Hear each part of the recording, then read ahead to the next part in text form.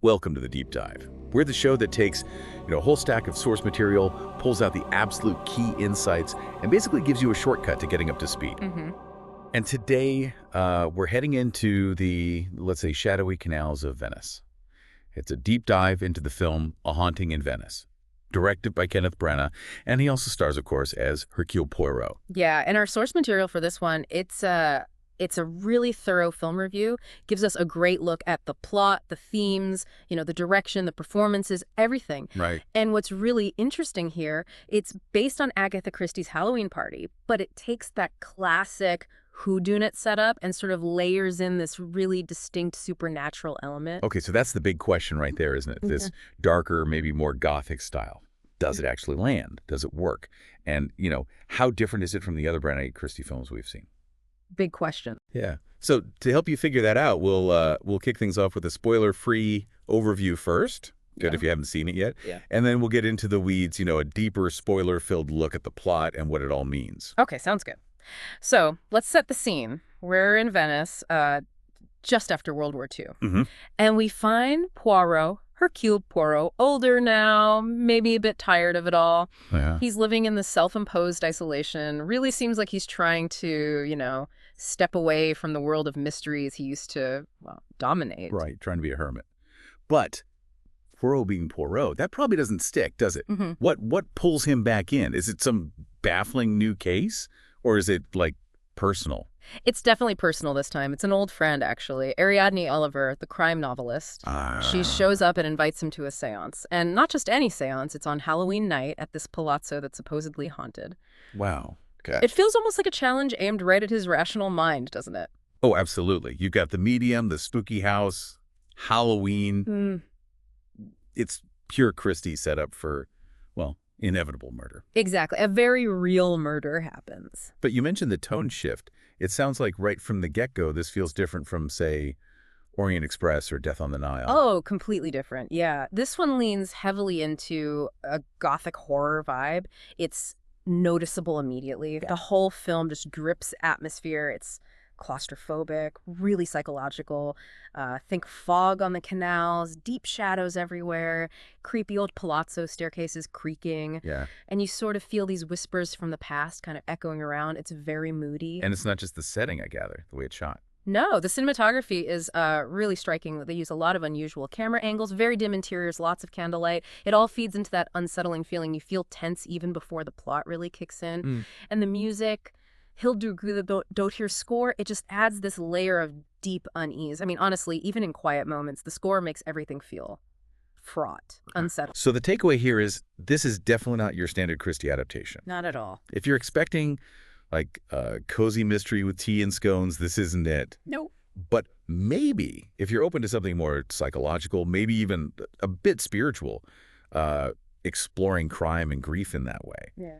It sounds like it could be really rewarding. I think so. It's a bold take. And, bringing that vision to life, that requires a pretty special cast. Right. Let's talk about the ensemble. Branagh's Poirot first. Still the brooding genius. Still brooding, still brilliant, yes. But there's a new vulnerability here. You really feel his doubt, his pain, even his age. It's maybe his most layered Poirot performance. Interesting. And Tina Fey is in it as Ariadne Oliver. She is, yeah, the novelist friend. She does bring some, welcome lightness. The review we looked at suggests maybe sometimes she feels a little tonally different from the overall darkness. Ah, okay. A slight mismatch, perhaps? Potentially. But then you have Michelle Yeoh as the medium, and she is just captivating, mysterious. Honestly, she kind of steals every scene she's in. Your eyes are just drawn to her. Wow, and the rest of the cast. There's some other familiar names. Yeah, a really solid ensemble. Kelly Riley, Jamie Dornan, they're part of this tight group of suspects, all adding intrigue. And a real standout mention is the young actor, Jude Hill. From Belfast. That's the one. Apparently, he adds a surprising amount of emotional weight to the whole thing. Really resonates. Okay, this sounds like a film with a lot going on beneath the surface, which probably means it's time for the spoiler section. Indeed. All right, so fair warning to you listening. Spoilers ahead. If you haven't seen A Haunting in Venice and you want to go in fresh, maybe hit pause right about now. Yeah, definitely pause here if you want to avoid the plot details. Okay, right. So we've had the seance. Someone's dead. Yeah. What happens to Poirot now? He's got his suspects. But you mentioned he seems different. He really is. Because after the murder, he's not just interrogating everyone else. He seems to be interrogating himself, his own sanity, his core beliefs. They're all kind of shaken up. And this haunting aspect, it's not just spooky visuals then. It means something more. Oh, much more. It's deeply symbolic. The review we read puts it really well. The real ghost in that palazzo isn't, an actual spirit. It's guilt. Guilt, okay. Yeah. Pretty much every character is carrying some heavy burden, secrets, loss, regrets. And the palazzo itself feels like this pressure cooker, a place where all those hidden things are forced out into the open, where secrets come to die, essentially. Wow. So it's still got that classic Christie structure underneath. Yeah. Multiple suspects, confined space, twists. Oh, yeah. The bones are pure Christie. Tight timeline, lots of misdirection. The Whodunit puzzle is definitely there. But it's layered with this thick coating of psychological horror. It's about the mystery, yes, but also about, human torment. And Poirot himself. Hmm. Man, logic of the little gray cells. How does he cope when things get, seemingly illogical? That's the core conflict for him, isn't it? He starts seeing things, hearing things he just can't explain rationally. And you see him wrestle with it. Is he going mad? Is it just grief playing tricks? Or is there something genuinely other? It's fascinating to see him so off balance. So how does it all resolve? Without naming the killer, obviously. Does it stay supernatural, or does logic win out? Well, the actual solution to the murder mystery, it's grounded in reality. The review is clear. No real ghosts here in terms of who committed the crime. Okay. But that feeling of being haunted, the emotional weight of all that guilt and grief that's swirling around, that absolutely remains. It hangs heavy over the characters even after Poirot solves the case. The haunting is real, just maybe not supernatural. That makes sense. It connects to those bigger themes you mentioned earlier. Grief and loss seem central. Absolutely central. Every character is haunted, maybe not literally, but definitely by someone they've lost or something they've done. These past burdens are just incredibly present for all of them. And it pushes Poirot right up against that line between rationality and belief, doesn't it? It really does. He's the ultimate skeptic, relying purely on fact and deduction. But this case forces him to confront things that don't fit neatly into his logical boxes. It shakes his foundations. Which brings us back to guilt and maybe redemption. That idea of the palazzo being a place where secrets are confronted. Exactly. It's less a haunted house in the traditional sense and more like a crucible, a place where these characters have to face their pasts, their hidden selves. It's quite intense. And Branagh's direction, how does he handle all this intensity visually? He makes some really bold choices. Lots of sweeping camera movements, strange tilts, long, eerie silences that really build the dread.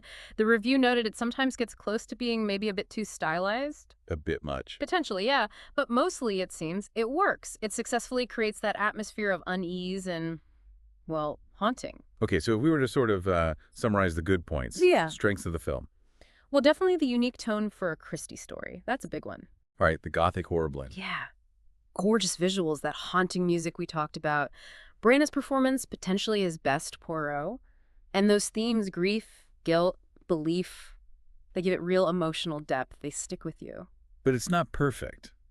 What were the downsides mentioned? A few things. The pacing apparently drags a little in the middle section. Some of the supporting character arcs, while interesting, maybe feel a bit underdeveloped, not fully explored. Okay. And, the big one for some people. If you're a real purist, a diehard fan of classic, straightforward Christie, this strong, supernatural, psychological angle, it might just feel wrong. It deviates quite a bit from that cozy formula. Makes sense. It's a risk when you reinterpret classics. So the overall verdict from the source. It landed an 8 out of 10, described as visually rich, emotionally layered, with that memorable ghostly twist. Not perfect, as we said, but definitely a memorable film and a really fresh take on Poirot. And 8-10. That sounds like it's definitely worth considering, especially if you're open to seeing Poirot challenged in a new way. I'd agree. Well, thanks for joining us on this deep dive into A Haunting in Venice. It was quite something, exploring that mix of classic detective work and, psychological chills. It really was. And now we'll turn it over to you, the listener. What did you think? Have you seen it? Did this darker version of Poirot work for you? Did those supernatural elements make the story richer, more compelling? Or did they maybe, distract from the core puzzle you look for in a Christie story? Something to think about. And until next time, here's a final thought. Ghosts may not be real, but regrets surely are.